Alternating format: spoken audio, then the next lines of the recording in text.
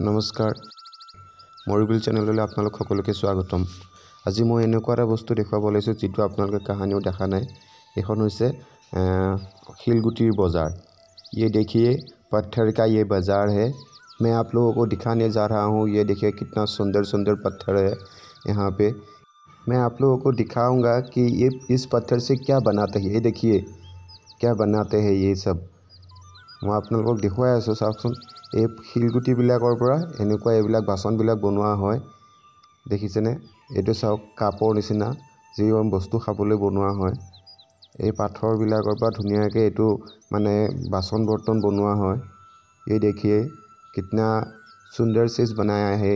ये चाय पीने के लिए या फिर कुछ सब्जी खाने के लिए ये सब पत्थर से बनाते हैं।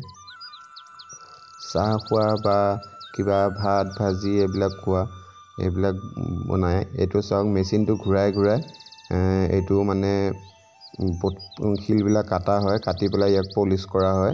পলিশ কৰি পেলাই এইটো চাওক ধুনীয়া কাপ এটা বনাইছে। ইয়াত কোনো ৰং কৰা নহয়, মানে পলিশ কৰি দিলে ইয়াত শিলত যিবিলাক ধৰি লওক দাগবিলাক থাকে সেইবিলাকে ধুনীয়াকৈ ৰং হৈ যায়। यहाँ पे कुछ कलर नहीं करते हैं।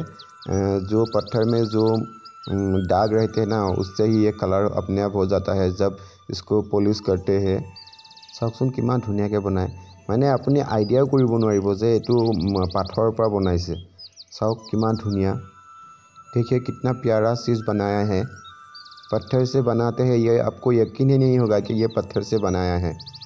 इसको पत्थर को घिस के इसको उसके बाद पहले तो इसमें कलर नहीं होता है, लेकिन इतना पॉलिश नहीं होता है। उसके बाद पॉलिश करने के बाद ये कलर अपने आप आ जाता है। देखिए जो इसमें दाग रहता है वही कलर बन जाता है। प्राकृतिकভাৱে পোৱা এই শিলবোৰত যিবিলাক বাচন বনোৱা হয়, শিলবোৰত খান্দি পেলাই এই শিলবোৰৰ বাচন বৰ্তনত বস্তু খালে মানে বহুত বেমাৰৰ পৰা হাত সাৰিব পাৰি।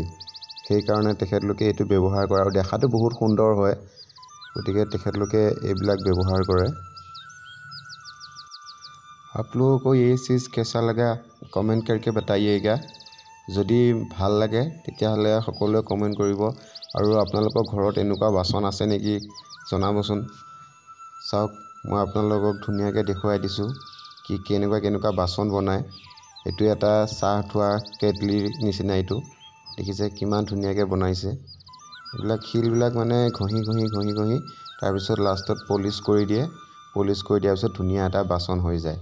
চাওক কিমান ধুনীয়া লাগিছে। চাওক দেখিছে, মানে আইডিয়াও কৰিব নোৱাৰি যে শিলৰ পৰা এইটো বস্তু বনাইছে, মানে আপুনি আইডিয়াও কৰিব নোৱাৰিব। মোৰ চেনেলটো যদি ভাল লাগে তেনেহ'লে ছাবস্ক্ৰাইব কৰি ল'ব। ধন্যবাদ।